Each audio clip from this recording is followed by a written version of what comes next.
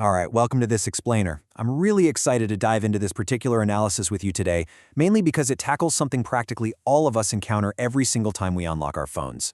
Just picture this. You're casually scrolling through your feed, right? You're swiping past the usual stuff, the news, some random memes, maybe a clip of someone surviving 50 hours buried alive in a coffin or wandering through Antarctica. But then, right in the middle of all that chaos, you're suddenly hit with a massive, highly produced act of pure kindness. It's a wildly fascinating paradox. You've got the high-energy pacing, the loud edits, the neon graphics, but it's all wrapped around what looks like unadulterated charity. So, let's ground this with a specific, striking example from our source text. Imagine watching a creator pay for exactly 1,000 people to get life-changing cataract surgery. On paper, that feels like an absolute, undisputed win for humanity. It's objectively a good thing.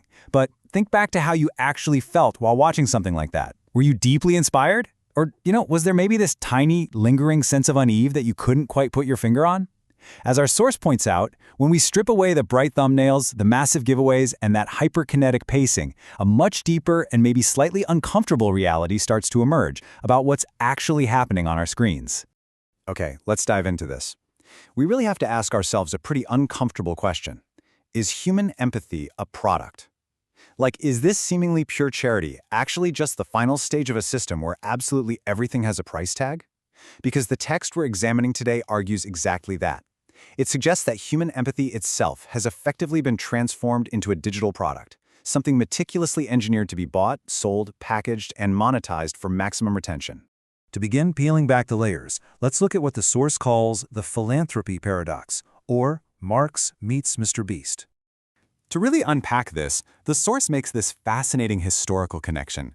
It draws a line all the way from modern YouTube thumbnails straight back to the 19th century philosopher Karl Marx. And the text explains that Marx wasn't just obsessed with factories and industrial workers. He actually wrote extensively about how capitalism constantly evolves to shape our very souls. A central concept here is commodification. To put it simply, imagine you're going through a really tough time. You call your best friend to vent, they listen, they comfort you, and then at the end of the call, they send you an invoice for $50. It feels completely wrong, right? Actually, scratch that. It feels gross. That feeling is the heart of commodification, the act of assigning a dollar value to human relationships or things that traditionally shouldn't have one. The source argues that as economic systems evolve, they eventually reach into every single corner of human existence, desperately looking for new things to slap a price tag on. Now, what's really interesting about this slide is the stark contrast. Historically, traditional charity was an act of mercy, right? You gave without expecting anything in return. An anonymous donation, volunteering at a shelter, just helping out a neighbor. But in the content creator economy, the source suggests the engine has fundamentally changed. Giving away money isn't just a quiet act of kindness or a byproduct of success anymore. Instead, the philanthropy itself becomes the primary engine driving revenue, views, and power. The act of giving is, literally, the business model. So the source systematically breaks this modern economy down into three distinct steps: human need as content, monetization of empathy, and individual solutions. Let's walk through them. Step 1. Gamifying human need.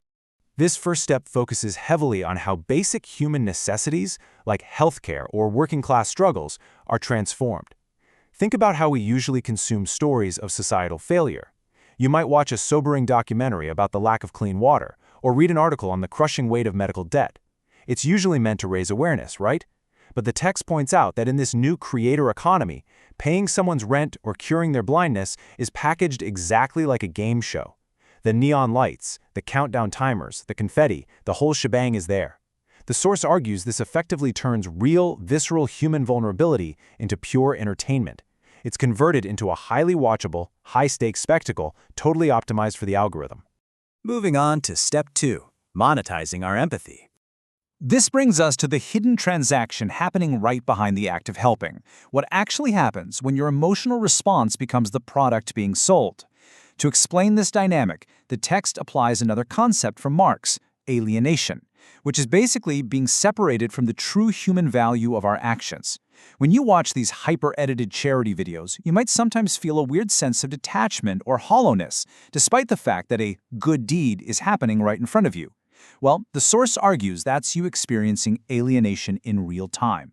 Helping someone is no longer really about the person being helped. It becomes a highly calculated transaction between the creator, the platform, and the advertiser.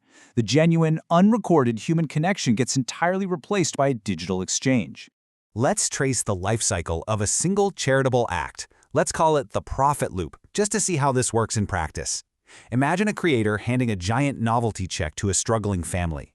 First, that intense, raw emotional reaction from the recipient is filmed from multiple angles. Next, the carefully edited footage is used to trigger an emotional response from you, the viewer. Maybe you cry, maybe you smile, but most importantly, you keep watching. That emotional engagement drives up retention rates and spikes ad revenue. Those massive metrics are then taken straight to corporate boardrooms to secure the highly lucrative brand sponsorships. According to the text, the loop is perfectly closed. The primary function of the charitable act was always profit and audience engagement. And that leads us to step 3, individuals versus systemic change. This looks at the sociological reliance on wealthy benefactors over collective structural change. Because what happens when the cameras turn off?